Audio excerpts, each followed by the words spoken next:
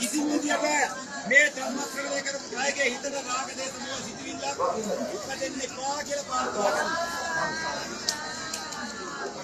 එහෙනම් අපි යනවා මම කියනවා සත්‍යයි දිනේ ගණන්න අසකම නාසයේ දිව ශරීරය තුල දකින්න අනිත්‍ය අපි දකින්න පංච උපාදාන ස්කන්ධය. මම දැන් ධර්මදේශනා ගණනාවක් කරා ටිකක් ඒසයි කරනවා කියලා වෙන්න ඕන. නමුත් මේවා කෙරේම රණ්ඩු වෙච්ච ගහගත්ත කට්ටිය. මේ රණ්ඩු වෙනවා ගහගත්තා කියන්නේ මේ පංචස්කන්ධයේ ක්‍රියා ස්කන්ධ ටික සහ ක්‍රියාකාරීත්වය වෙන්නේ මේක හරියට අවබෝධ මේක අනිත්‍යයි.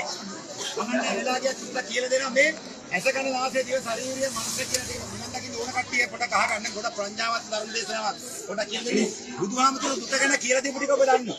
නමුත් පංච උපාදානස්කන්ධයේ දුකයි දැනගන්න කියලා කිව්වේ. ඒක දන්නේ නැතුව නිවන් දකින්න බෑ. පැහැදිලිද කියන්නේ? එහෙනම් මේ ඇස කන නාසය දිව ශරීරය මනස තුල තමයි පංච උපාදානස්කන්ධය තියෙන්නේ. බුදුහාමුදුරුවෝ සම්මා සම්බුද්ධුනේ පංච උපාදානස්කන්ධය දුක බව අවබෝධ කරගත් නිසා අපි මොකද කරේ? මේක දුකක් නෙවෙයි පංච උපාදානස්කන්ධය සැපක් කියලා අල්ලගත්තා. අපිට වැරදුනේ ඕක. දැන් දකින්න රූප මොකද නිට්ටයයි සුඛයි ආත්මයි කියලා අල්ලගත්තා.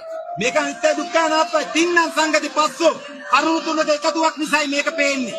මට ඔයා බැලුවම ඔයා පේන්නේ මොකද ඇසයි රූපයයි විඥානයයි එකතු වෙච්ච නිසා පේන්නේ.